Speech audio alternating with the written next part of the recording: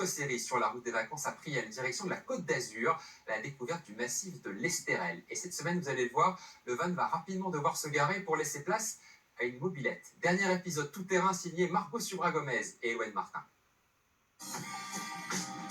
Rien que son nom sonne le début des vacances. La Côte d'Azur, son littoral sinueux qui plonge dans le bleu de la Méditerranée, a fait chavirer des générations de vacanciers. Au volant de notre van, nous partons à la découverte du massif de l'Estérel, dernière étape de la route des vacances. Pour percer les secrets de la mythique route de la Corniche qui longe la mer, il faut d'abord changer de moyen de transport. Tu as déjà fait de la mobilette? Non, jamais. Par contre, tu sais faire du vélo sur la route.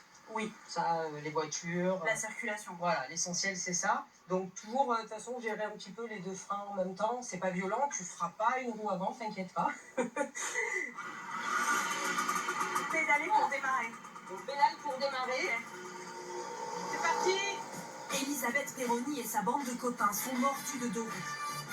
Pas n'importe lesquels, ces mobilettes, tout droit revenues des années 70. Vitesse de pointe, 50 km/h. Pas de sensation forte, mais l'allure parfaite pour rallier tranquillement Saint-Raphaël à Mandelieu-la-Napo. C'est environ 180 virages, je crois exactement 183 virages. Et on passe la voie ferrée, il me semble, 7 fois, sans aucun passage au niveau.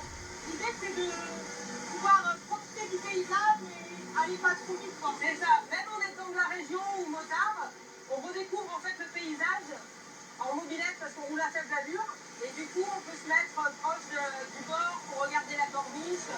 C'est vrai qu'on a des calanques qui sont magnifiques. Premier arrêt, le freinage est sous contrôle.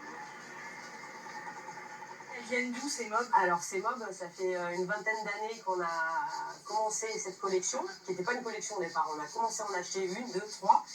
Et puis, on est féru avec mon compagnon de cyclo. Donc, du coup, on arrive à une centaine de mobilettes. Ça se trouve Alors, c'est de plus en plus difficile, on en trouve. Alors, le plus difficile, c'est de les trouver en état d'origine.